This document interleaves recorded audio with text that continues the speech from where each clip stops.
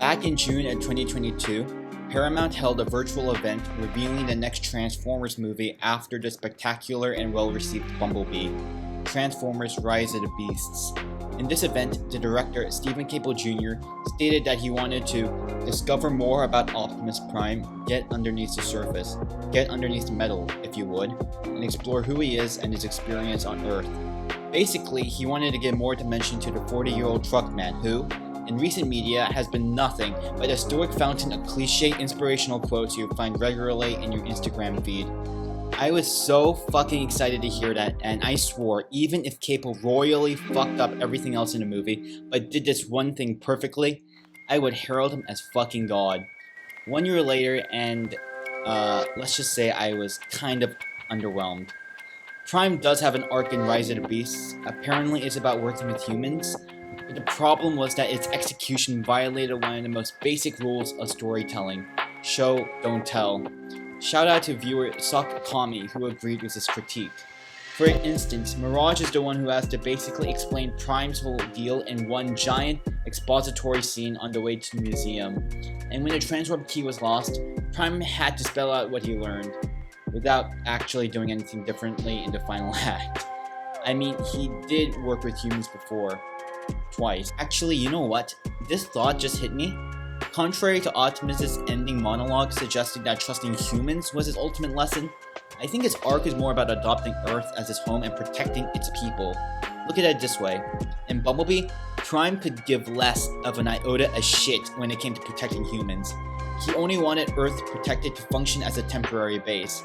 Bumblebee, in his arc of learning about our planet and becoming like one of us, is the one who recontextualizes his words. If the Decepticons find Earth, then our people are truly finished. Hence including humans in our people. Wouldn't it make so much more sense if this was a sequel to Bumblebee, if Prime had to learn a similar lesson after the Bumblebee movie establishes his apathy to humanity?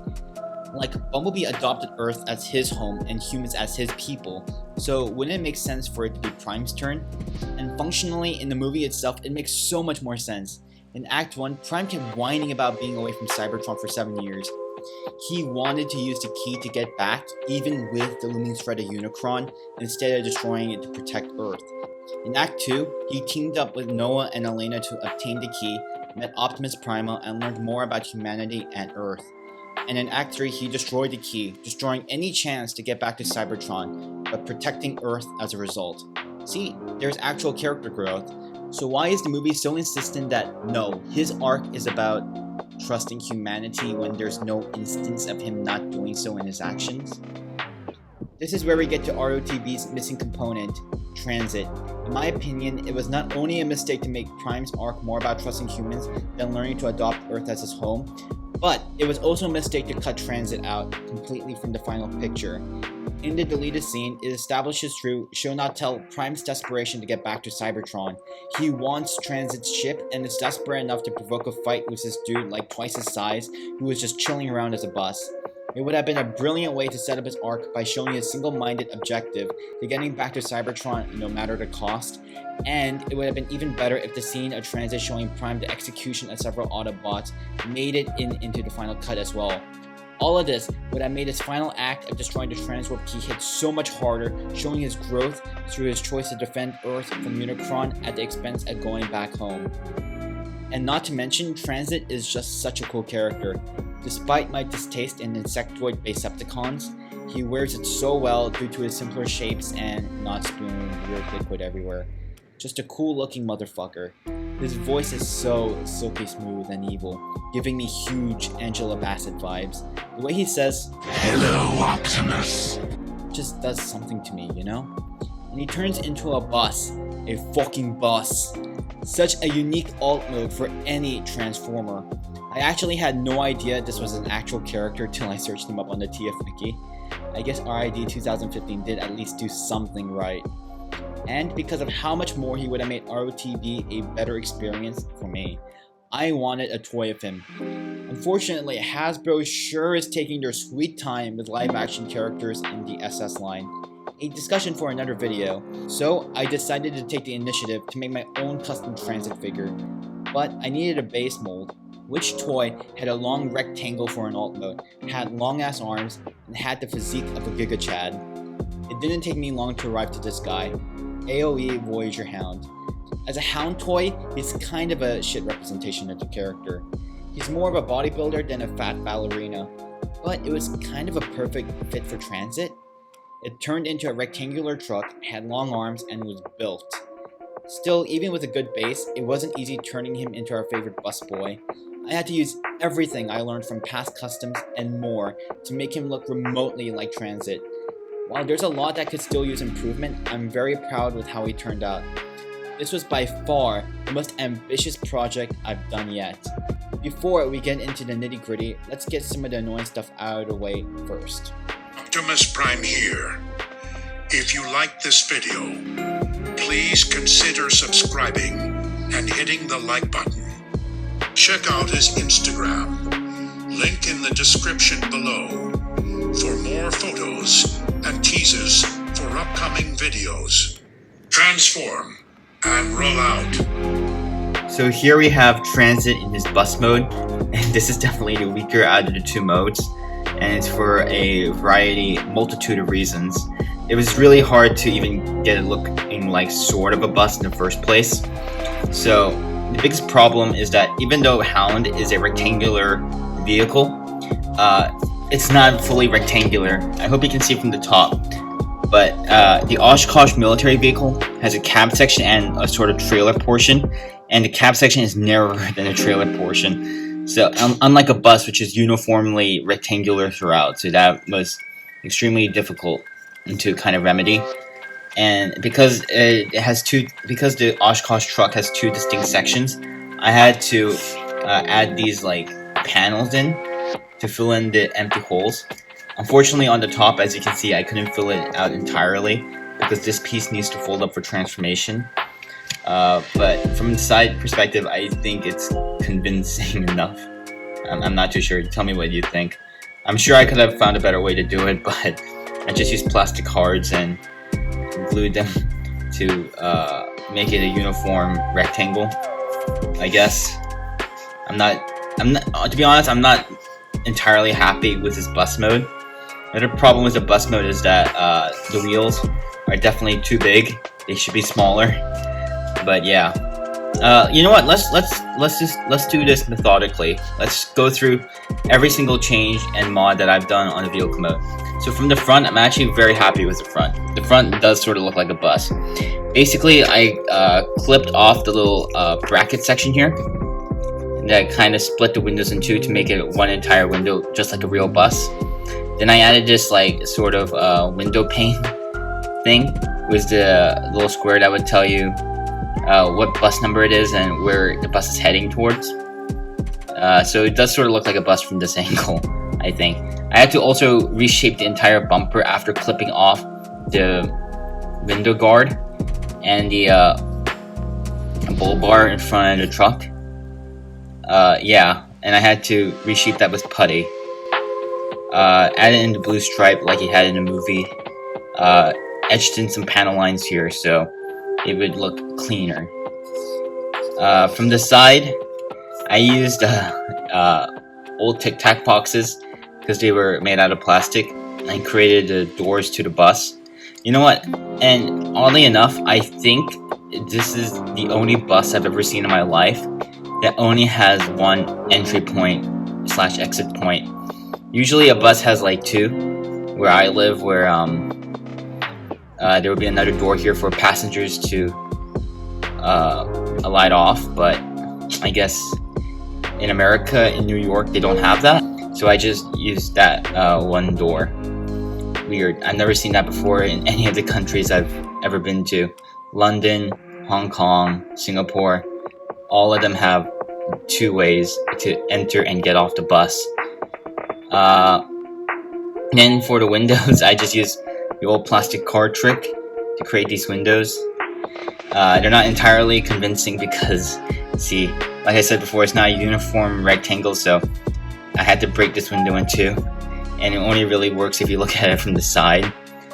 That's unfortunate. And if I could, I would have added more windows, but this piece is kind of blocking it, and I need this sort of tab hole for this to tab into the window for robot mode, so that's kind of unfortunate, but I guess that's a sacrifice. Alright, that's a sacrifice.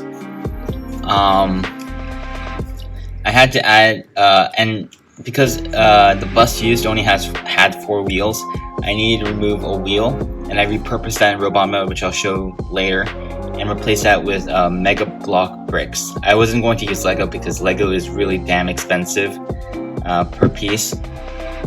Yeah. Here's the back. I didn't really do anything to the back. I should have, but whatever. The bus mode wouldn't have been saved by me detailing the back. More windows. Yeah. So overall, I'm not like terribly completely satisfied with this bus mode. I really did the best I could with what the mold gave me. I think it kind of passes off as a bus. If you squint at it, you know what? I'm perfectly happy with what it. I'm not perfectly happy with it, but I can live with it. It's definitely one of my most. This is definitely the most ambitious project I've ever tackled, and vehicle mode was hard as hell to even get close to a real bus. And my first version was even worse than this. Like the windows were like I was really like lazily cutting out the windows. They were all the wrong size. They didn't look like windows. And at the front of the bus looked terrible because it still had that like white section in between, making it 2 windows instead of 1. But you know, once I clipped off that piece, you know, like how there's just like this one detail you change, which just completely changes the look of the figure. While clipping it off didn't save the bus mode entirely, it did make it look more like a bus. So I took the initiative of redoing the windows, making it proper squares this time. And yeah, I think the bus mode definitely looks. Bus 2.0 looks a whole hell of a lot better than Bus 1.0. I'm pretty happy with how the bus mode turned out. So yeah, let's get to transformation and robot mode.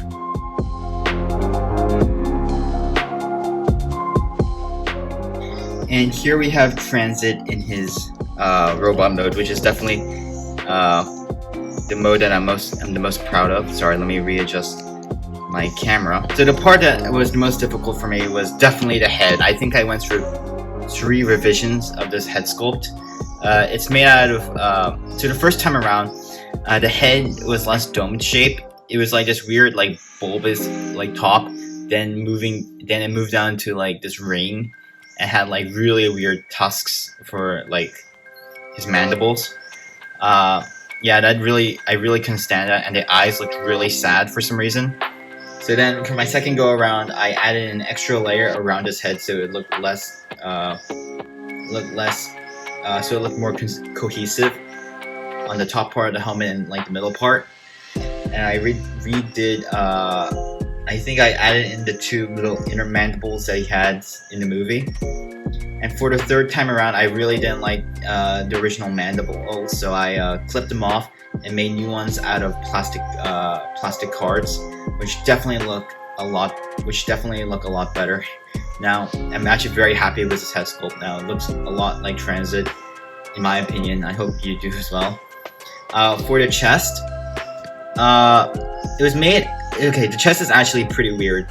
So for the 2 blue pieces, as you can see there, they're actually from the Hound chest plate that originally plugged into this hole there. I took that off, clipped off the end pieces of it, got rid of the rest of the chest plate, and then glued these 2 pieces in a different orientation, make it look like the sort of blue pieces he has in the middle of his chest in the movie, in the CGI model.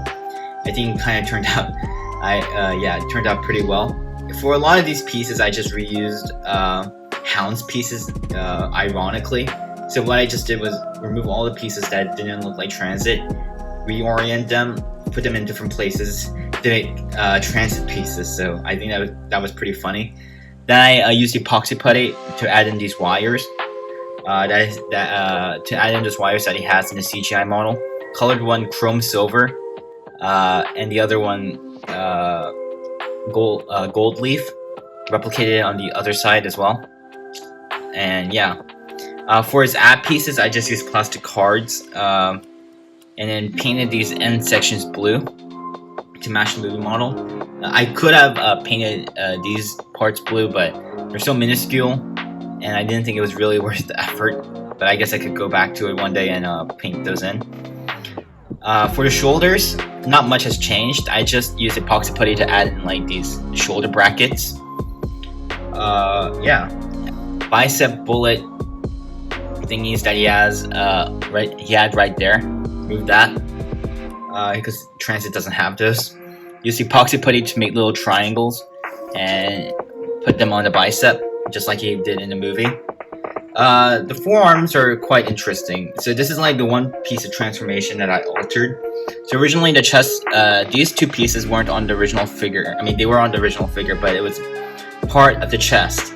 I took it off and cut it in half, and basically glued them to the forearms to replicate the forearm guards he has in the movie. So yeah, it kind of slimmed down the chest as well, and it replicated a specific movie detail. So I guess I killed 2 birds with 1 stone there. Yeah, nothing really changed for the fists. For his legs, this is pretty funny. These 2 pieces were originally actually his knee pads, which I took off and placed them right on his thighs to replicate the thigh pads he has going on in the CGI model. Pretty hilarious how a lot of these Hound pieces could be repurposed to Transit pieces. And finally, the legs, the shins. No, sorry, the knees. These wheels are actually from the Oshkosh's 3rd set of wheels in the back. The ones that I took off and replaced with Mega Block bricks. I just there's enough room in the transformation to put these here, because these were originally the holsters for the tiny pistols that Hound came with. Obviously, Transit doesn't have pistols, so I just used the holsters to holster the wheels. Quite convenient in my opinion. Had to repaint this guy completely from green into this satin white. Definitely was a challenge because white and yellow are the hardest colors to get right. Oh, by the way, one little detail I missed. For these pieces on the side of his chest, Hound already had a sort of similar detail, so I just used a pre-existing Hound detail for the side pieces. I used a bit of epoxy putty to add in his runner lights and painted that accordingly. You know what? I'm actually very happy with how the robot mode turned out. With my initial when I was starting this project, I wasn't actually sure how it would look in the end. I wasn't sure it was going to even look like Transit. As you can see in this photo here, it was really rough, but I'm very happy with how it turned out. Articulation wise, unfortunately, I had to sacrifice a bit of the head mobility to get those mandibles right, so he can barely rotate his head. I would have fixed it, but this is on a rivet and I'm not sure how I could have gotten that out. By the way, for the head, if you're wondering if it was entirely made out of epoxy putty, it's not. The top part is actually made out of Hound's like helmet. Funnily enough, I just had to get a knife, shave off the beard, which was made out of rubber, And yeah, I just used the top dome of Hound's helmet for the entirety of Transit's head. Pretty funny. I had to dig out a little bit of the eye area to get in his 4 insect eyes.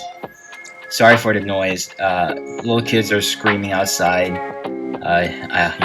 Kids. But yeah, 4-eye bug face man. For the arms, it's pretty. You can get 90 degrees out. You can get 360 around. 90-degree elbow, pretty standard. And these pieces on Hound actually kind of replicate the kind of cape Transit has. I painted it half white, half blue, just like it was on the CGI model. Funnily enough, this has a waist. This not only has a waist swivel, but it also has an ab crunch. For a 2014 toy, that's actually very impressive. I mean, it's sort of a faux ab crunch due to transformation, but damn boy, you can really bend. Really get those crunches on, you know what I'm saying? Hips are similarly limited because of the new added pieces. So they only kick forward this far, don't really kick back. They can go all the way out, thankfully. There's a thigh swivel, and there's a 90-degree knee. Finally, there's an ankle tilt. No ankle forward or back, but original toy didn't have that, so not my fault, okay? Yeah, so that's my custom Transit in a nutshell. Hope you liked it. I spent maybe a month working on it. I'm just happy to finally move on to something else.